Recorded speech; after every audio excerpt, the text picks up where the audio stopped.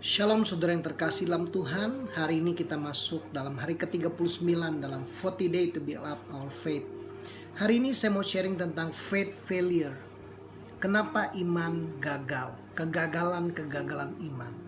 Nah, Bapak Ibu Saudara, kita melihat di dalam 1 Timotius 6 ayat 12 dikatakan, bertandinglah dalam pertandingan iman yang benar dan rebutlah hidup yang kekal itu.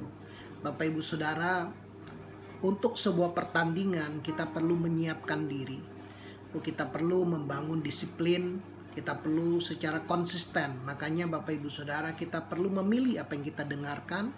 Kita perlu secara konsisten dan intentional melakukannya, dan kita perlu membagikannya kepada orang lain. Nah, Bapak Ibu Saudara, Tuhan mau kita bertanding dalam pertandingan iman yang benar. Tuhan mau kita berhasil. Tuhan mau kita merebut hidup yang kekal itu. Tuhan mau kita mengambil, menerima semua yang Tuhan sudah sediakan bagi kita. Ketika Yesus mati di atas kayu salib, Dia berkata, sudah selesai. Semua hal yang Tuhan lakukan untuk kehidupan kita sudah selesai Tuhan lakukan di atas kayu salib. Salib berbicara tentang pertukaran. Salib berbicara tentang materai yang setiap janji Tuhan digenapi. Nah, Bapak Ibu Saudara, untuk itu kita perlu bertanding dalam pertandingan iman yang benar. Jika kita bertanding dalam pertandingan iman yang benar, kita dapat melangkah keluar dari kegagalan yang sempit ke dalam kuasa Tuhan yang tidak terbatas. Nah, Bapak Ibu Saudara, hari ini kita akan melihat kegagalan iman.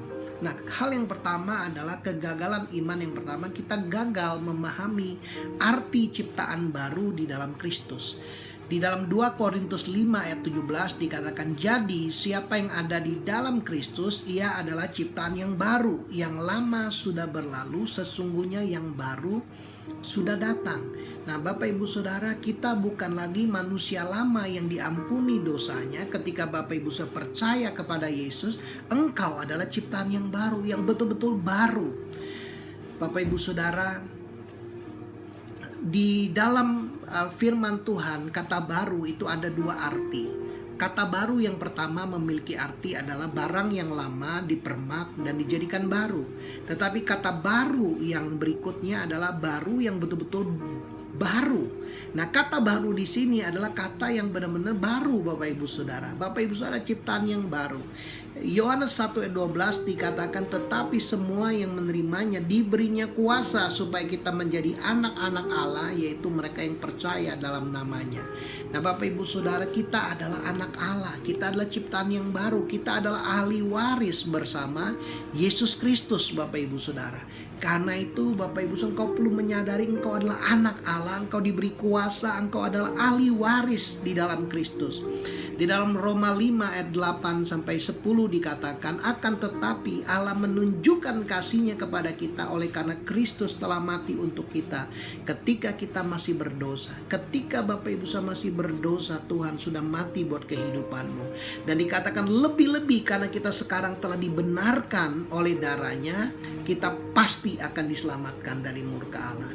Bapak Ibu Saudara, jangan takut, jangan khawatir, jangan gentar. Kita yang sudah dibenarkan, kita pasti diselamatkan dari murka Allah. Bapak Ibu Saudara, saya percaya Tuhan mau kita mengalami kemurahan-Nya. Tuhan mau kita mengalami berkat-berkat-Nya. Ia datang agar kita memiliki hidup dan mempunyainya dalam segala kelimpahan. Ayat yang ke-10 dikatakan, sebab jikalau kita yang masih seteru diperdamaikan dengan Allah oleh kematian anaknya, lebih-lebih kita yang sekarang telah diperdamaikan. Bapak Ibu Saudara, sekarang kita telah diperdamaikan, kita pasti akan diselamatkan oleh hidupnya. Sekali lagi, kita pasti diselamatkan oleh hidupnya. Galatia 2 ayat 20 dikatakan, namun aku hidup, tetapi bukan lagi aku sendiri yang hidup, melainkan Kristus yang hidup di dalam aku. Dan hidupku yang kuhidupi sekarang di dalam daging adalah hidup oleh iman dalam anak Allah yang telah mengasihi aku dan menyerahkan dirinya untuk aku. Bapak Ibu Saudara, bukan lagi kita yang hidup, tapi Kristus yang di dalam kita yang hidup melalui kita. Tuhan mau kita hidup dalam berkemenangan. Tuhan mau kita hidup oleh iman. Karena Yesus mengasihi kita dan Dia telah menyerahkan hidupnya bagi kita. Di dalam Filipi 4 ayat 13 dikatakan segala perkara dapat kutanggung di dalam Dia yang memberi kekuatan kepadaku.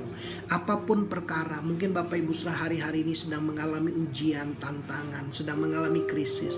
Perkara apapun yang kau hadapi dapat engkau tanggung karena Tuhan memberi kekuatan kepada Bapak Ibu Saudara. Saya mengalaminya Bapak Ibu Saudara ketika hari-hari ini, ketika saya mempersiapkan selama 40 hari ini. Kadang-kadang saya merasa tidak mampu. Kadang-kadang ada tekanan, ada intimidasi, tapi firman ini memberi kekuatan. Saya selalu diingatkan segala perkara dapat aku tanggung. Karena Tuhan memberi kekuatan kepadaku, saya dapat membagi firman Tuhan, saya dapat mempersiapkan untuk 40 hari build up our faith ini. Karena Tuhan memberi kekuatan. Bapak Ibu Saudara, apa yang kau sedang alami hari-hari ini? Percayalah engkau adalah ciptaan yang baru. Engkau diberi kuasa menjadi anak-anak Allah. Kristus hidup di dalam kehidupanmu. Engkau pasti akan mengalami kemenangan. Engkau telah diperdamaikan. Engkau pasti Bapak Ibu Saudara dapat menanggungnya karena Tuhan memberikan kekuatan. Hal yang kedua Bapak Ibu Saudara, kenapa kita mengalami kegagalan iman? Karena kita gagal untuk memahami bahwa kita telah dibenarkan oleh Kristus. Di dalam 2 Korintus 5 ayat 21 dikatakan, Dia yang tidak mengenal dosa telah dibuatnya menjadi dosa karena kita. Ketika Yesus mati di atas kayu salib, Yesus menanggung semua dosa kita. Dan dikatakan supaya di dalam Dia kita dibenarkan oleh Allah. Semua dosa kita ditanggung dan Tuhan memberikannya kebenarannya kepada kita. Bapak Ibu Saudara, kita adalah orang benar. Bapak Ibu Saudara, kalau saya dalam pelayanan saya bertanya, siapa yang di sini orang percaya? Orang akan mengangkat tangan. Tetapi ketika ditanya, siapa di sini orang benar? Mereka mulai tertunduk, mereka berpikir, apa yang sudah aku lakukan sehingga aku berani berkata aku menjadi orang benar. Bapak Ibu Saudara, kita menjadi orang benar bukan karena apa yang kita perbuat. Kita menjadi orang benar karena kita percaya dan karena kita telah dibenarkan oleh perbuatan Yesus ketika Dia mati di atas kayu salib. Bapak Ibu Saudara, penting kita menyadari kita adalah orang benar. Karena kalau kita sadar kita adalah orang benar, Tuhan memberi kita anugerah untuk kita berbuat kebenaran, untuk kita melakukan kebenaran. Dan doa orang yang benar bila dengan yakin didoakan sangat besar kuasanya. Ketika Bapak Ibu Saudara, engkau menyadari engkau adalah orang benar, engkau diberikan anugerah, kemampuan untuk berbuat kebenaran, dan engkau dapat dengan yakin berdoa. Dan doa Bapak Ibu Saudara besar kuasanya. Di dalam Yeremia 31 ayat 34 dikatakan, dan tidak usah lagi orang mengajar sesamanya atau mengajar saudaranya dengan mengatakan kenalah Tuhan, sebab mereka semua besar kecil akan mengenal aku. Demikianlah firman Tuhan, sebab aku akan mengampuni kesalahan mereka dan tidak lagi mengingat dosa mereka. Bapak Ibu Saudara, kita sudah diampuni dan Tuhan tidak lagi mengingat-ingat dosa kita. Iblis selalu mau kita mengingat-ingat dosa kita, sehingga kita menjadi rasa bersalah, kita menjadi merasa terhukum, kita merasa tidak layak, sehingga kita tidak punya iman di dalam doa kita. Sehingga ketika kita berdoa, kita ragu Tuhan menjawab doa kita. Ingat Bapak Ibu Saudara, kita sudah diampuni. Kuasa pengampunan membuat kita hidup berkemenangan. Kuasa pengampunan membuat kita hidup menang dari dosa. Kuasa pengampunan membuat kita dimampukan mengampuni orang lain. Dan Tuhan berkata Dia tidak lagi mengingat dosa kita. Di dalam Ibrani 10 ayat 17 dikatakan, dan aku tidak lagi mengingat dosa-dosa dan kesalahan mereka. Sekali lagi Tuhan berkata, aku tidak lagi mengingat dosa-dosa dan kesalahan kita. Bapak Ibu Saudara, Tuhan tidak lagi mengingat dosa dan kesalahan kita. Yang Tuhan ingat adalah ketika kita percaya, yang Tuhan ingat adalah kebaikan-kebaikan yang kita lakukan. Ketika kita jatuh dalam dosa, firman Tuhan katakan di 1 Yohanes 1 ayat 9, jika kita mengaku dosa kita, maka Ia adalah setia dan adil sehingga Ia akan mengampuni segala dosa kita dan menyucikan kita dari segala kejahatan. Jadi Bapak Ibu Saudara, kita perlu menyadari bahwa kita sudah dibenarkan, kita sudah diampuni, dan Tuhan tidak lagi mengingat dosa-dosa kita. Kalau kita jatuh Bapak Ibu Saudara, kita tinggal datang kepada Tuhan, mengaku dosa kita, maka Tuhan setia dan adil mengampuni dosa kita dan menyucikan kita dari segala kejahatan. Bapak Ibu Saudara, sadarilah engkau adalah orang benar di dalam Kristus. Kegagalan yang ketiga adalah Bapak Ibu Saudara, kita gagal untuk memahami hak kita memakai nama Yesus. Ada kuasa di dalam nama Yesus. Di dalam nama Yesus bertekuk lutut semua yang di langit, di bumi, di bawah bumi. Bapak Ibu Saudara, Tuhan memberi kita kuasa untuk memakai nama Yesus. Di dalam Yohanes 16 ayat 23 dan 24 dikatakan, pada hari itu kamu tidak akan menanyakan apa-apa kepadaku. Aku berkata kepadamu, sesungguhnya segala sesuatu yang kamu minta kepada Bapa akan diberikannya kepadamu dalam namaku. Mintalah kepada Bapa. Ingat, yang pertama tadi, kita adalah ciptaan yang baru, kita adalah anak Allah, kita adalah ahli waris. Mintalah kepada Bapa, Bapak Ibu Saudara, maka dikatakan akan diberikan kepadamu dalam nama Yesus. Minta kepada Bapa dalam nama Yesus. Sampai sekarang kamu belum meminta sesuatu pun dalam namaku. Mintalah, maka kamu akan menerimanya supaya penuhlah sukacitamu. Bapak Ibu Saudara, mari di tengah masa krisis ini, masa pandemi ini, Bapak Ibu Saudara datang kepada Bapa, sadar engkau adalah anak Allah. Mintalah di dalam nama Yesus, maka engkau akan menerimanya. Maka akan diberikan kepadamu supaya penuhlah sukacitamu. Di dalam Markus pasal 16 ayat yang ke-17 dikatakan, tanda-tanda ini akan menyertai orang-orang yang percaya. Mereka akan mengusir setan-setan demi namaku. Gunakan nama Yesus untuk mengusir setan-setan. Bapak Ibu Saudara, iblis adalah pencuri, pembunuh, dan pembinasa. Hari-hari ini saya belajar berdoa seperti ini, Bapak Ibu Saudara. Tuhan adalah gembalaku, aku tidak akan kekurangan. Aku percaya Tuhan telah mencukupkan segala yang kubutuhkan. Hari ini aku menghardik di dalam nama Tuhan Yesus segala tangan-tangan si jahat. Lepaskan cengkramanmu dari berkat yang Tuhan telah sediakan bagiku. Dan setelah saya menghardik dalam nama Yesus, saya mulai memperkatakan dalam nama Tuhan Yesus, aku memerintahkan malaikat-malaikat untuk mendatangkan berkat Tuhan bagiku. Bapak Ibu Saudara, kita diberi kuasa memakai nama Yesus. Mintalah dalam nama Yesus. Malaikat-malaikat adalah roh yang melayani. Ketika kita memerintahkan malaikat dalam nama Yesus, ia akan bekerja bagi kita. Dan Bapak Ibu Saudara, saya mulai bersyukur, Tuhan terima kasih, aku menerima apa yang ku minta. Aku menerima berkat-Mu, aku menerima penyediaan, aku menerima perlindungan, aku menerima pemeliharaan Tuhan dalam hidupku. Dalam nama Tuhan Yesus aku menerimanya. Amin. Bapak Ibu Saudara, mari kita gunakan, pakai nama Tuhan Yesus. Dalam nama Yesus kita menumpangkan tangan atas orang sakit. Orang sakit disembuhkan. Dalam nama Yesus ada kuasa di dalam nama Yesus. Ketika Yohanes dan Petrus mereka ke bait Allah, ada seorang yang lumpuh hampir 40 tahun. Dan dikatakan, di dalam nama Tuhan Yesus, emas dan perak tidak ada padaku, tapi dalam nama Yesus seorang Nazaret itu bangkit dan berjalan. Dan orang itu bangkit dan berjalan. Bapak Ibu Saudara, iman kepada nama Yesus membuat orang yang lumpuh itu berjalan. Bapak Ibu Saudara, banyak orang tidak menyadari hal ini. Iman Bapak Ibu Saudara akan bangkit ketika engkau sadar ada kuasa. Tuhan memberi kita hak karena kita adalah anaknya. Gunakan hak ini Bapak Ibu Saudara untuk engkau berdoa di dalam nama Tuhan Yesus. Mintalah kepada Bapa di dalam namaku, maka engkau akan menerimanya, maka aku akan memberikannya, kata Tuhan, supaya penuhlah sukacitamu.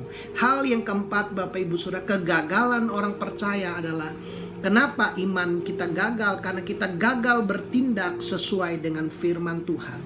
Amsal 3 ayat 5 berkata, percayalah kepada Tuhan dengan segenap hatimu, jangan bersandar kepada pengertianmu sendiri. Banyak orang gagal karena mereka bersandar kepada apa yang mereka pikirkan. Mereka gagal karena mereka mengandalkan pengertian sendiri. Tuhan mau kita percaya kepada firman, kepada Tuhan dengan segenap hati. Firman Tuhan pasti digenapi. Firman Tuhan pasti dilakukan Tuhan. Bapak Ibu Saudara, Tuhan mau kita bertindak sesuai dengan firman Tuhan. Firman Tuhan berkata di dalam Matius 8 ayat 17, Dia yang memikul kelemahan dan menanggung penyakit kita. 1 Petrus 2 ayat 24 berkata, Ia sendiri yang telah memikul dosa kita di dalam tubuhnya di kayu salib, supaya kita yang sudah mati terhadap dosa hidup untuk kebenaran. Oleh bilur-bilurnya kamu telah sembuh. Saya ingat bagaimana satu kali saya mengalami radang tenggorokan dan badan saya terasa panas dingin, Bapak Ibu Saudara. Waktu itu saya lagi rapat dan saya mulai merenungkan firman Tuhan ini. Saya mengakui firman Tuhan ini. Waktu siang makan ada makanan yang pedas-pedas dan ada juga minuman yang Sprite, minum soft drink, Bapak Ibu Saudara. Saya percaya saya sudah disembuhkan. Saya bertindak. Saya makan dan saya minum. Bapak Ibu Saudara, saya pulang dari meeting itu badan saya menggigil, panas. Tapi saya percaya Tuhan sudah menyembuhkan saya. Malamnya Bapak Ibu Saudara, saya percaya saya bertindak. Tuhan sudah menyembuhkan. Sekalipun kondisi tubuh saya nggak berubah, tapi saya percaya Tuhan sudah menyembuhkan saya. Waktu itu saya ingat itu adalah hari Rabu saya meeting, dan hari Jumat saya melayani di dalam satu camp.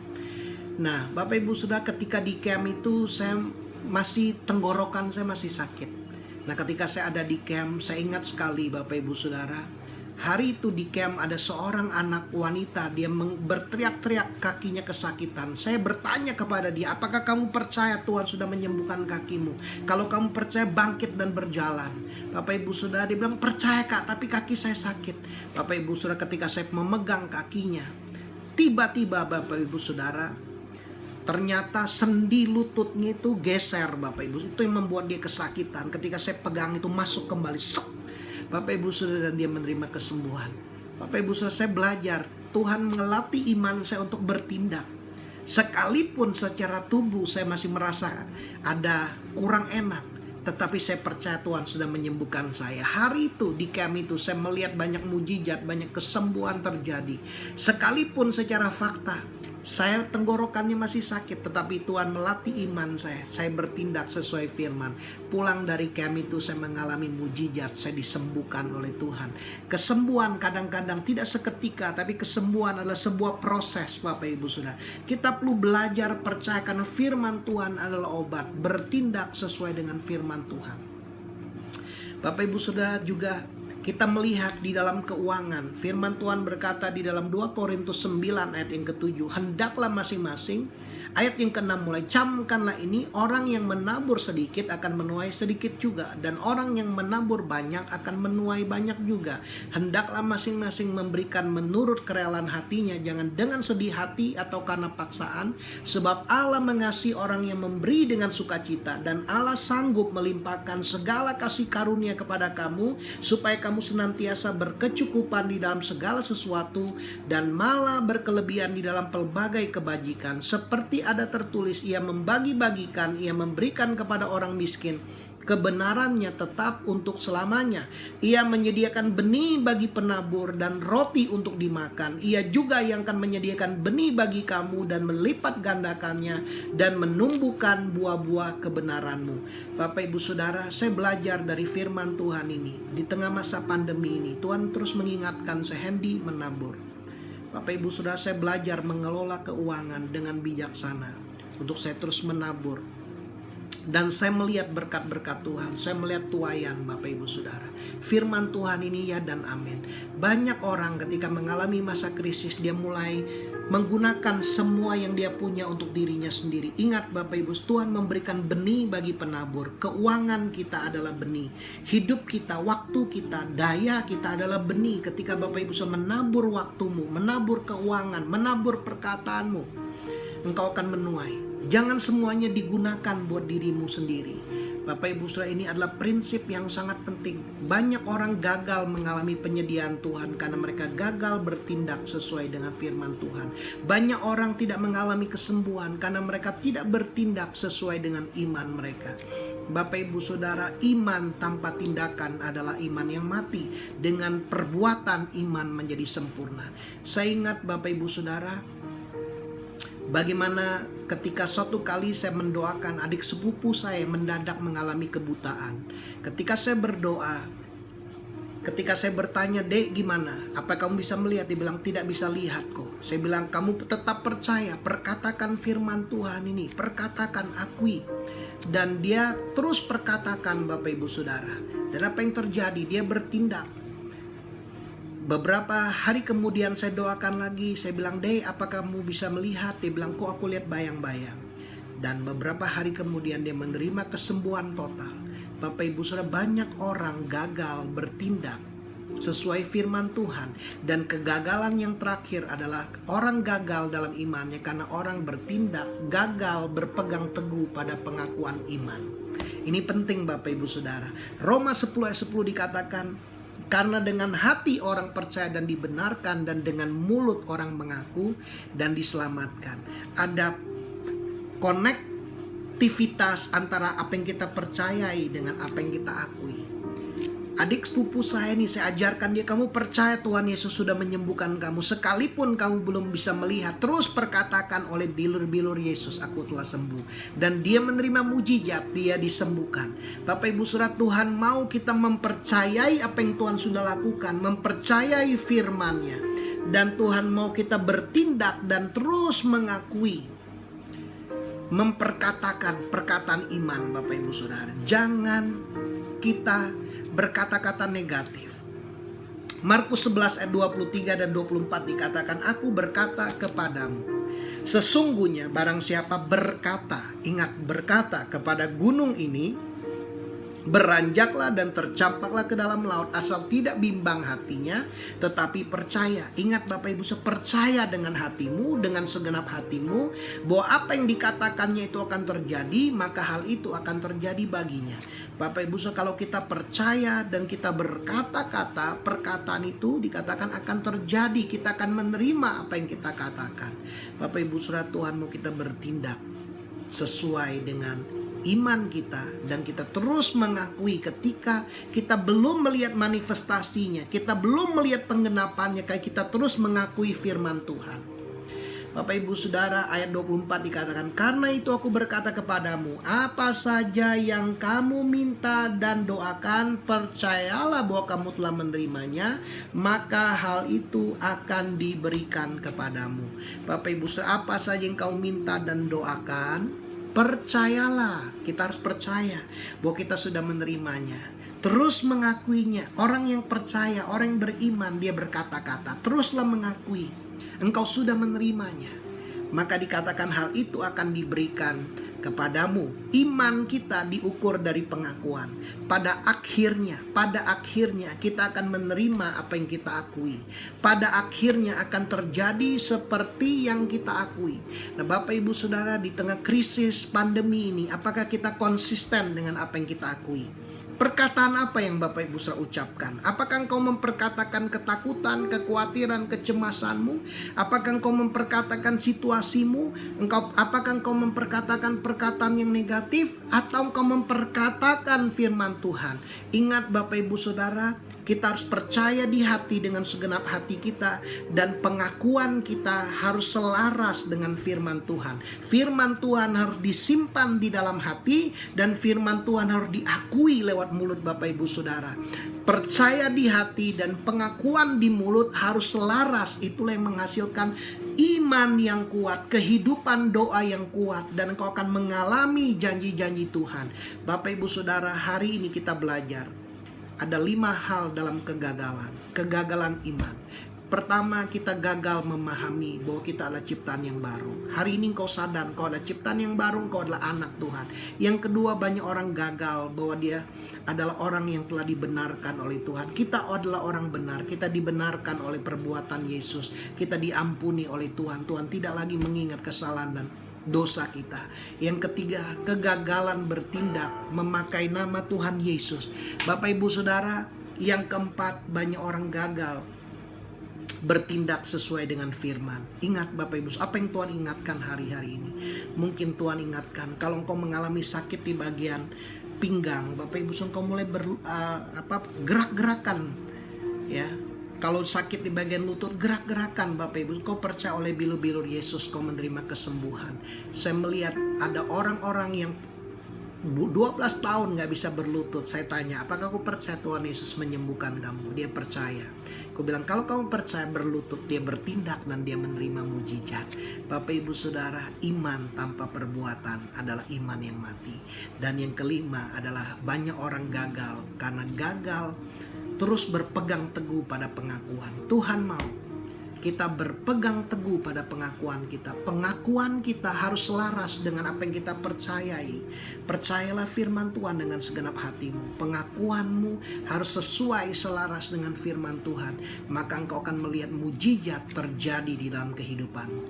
Mari kita berdoa Bapak Ibu Saudara. Tuhan, Engkau memberikan pewahyuan buat setiap kami yang mendengar, agar hari ini iman kami tidak menjadi gagal, tapi iman kami bertumbuh dan semakin kuat. Kami menyadari bahwa kami ciptaan yang baru. Kami menyadari kami telah dibenarkan. Kami menyadari bahwa kami diberi kuasa menjadi anak-anak Allah. Kami adalah ahli waris. Kami dapat berbuat kebenaran. Dan doa kami ketika kami berdoa dengan yakin besar kuasanya. Kami sadar Tuhan ada kuasa ketika kami meminta dalam nama Yesus, kami menerimanya. Kami meminta kepada Bapa di dalam nama Tuhan Yesus, kami menerimanya. Dan kami hari ini mau bertindak dengan iman, dan kami mau berpegang teguh pada pengakuan iman. Tuhan, aku berdoa, beberapa Bapak Ibu Saudara Tuhan mengingatkan, jangan menyerah. Jangan menyerah, waktunya sudah sangat dekat. Engkau akan melihat mujizat itu terjadi dalam hidupmu. Teruslah bertindak sesuai dengan kebenaran. Teruslah memperkatakan perkataan iman. Berdoalah di dalam nama Yesus. Mintalah kepada Bapa dalam nama Yesus. Maka engkau akan menerimanya. Maka akan diberikan kepadamu. Dan sukacitamu akan menjadi penuh. Ada banyak Bapak Ibu Saudara yang hari ini engkau sedang mengalami sepertinya engkau menjadi ragu.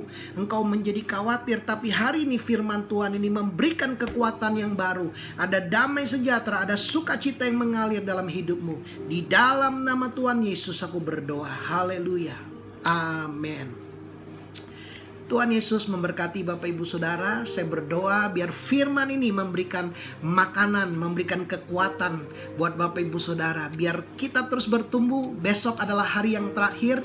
Dan saya berdoa biar setelah 40 hari ini kita terus mempraktekkan, untuk kita mendengarkan perkataan Tuhan terus menerus, untuk kita mulai bertindak dengan konsisten, untuk kita melakukan firman, mengakui firman Tuhan, lakukan secara intensional. Dan jangan lupa bagikan pesan firman Tuhan kepada orang lain, sharekan kepada orang lain, kirimkan link ini buat jadi berkat buat orang-orang yang membutuhkan. Tuhan Yesus memberkati.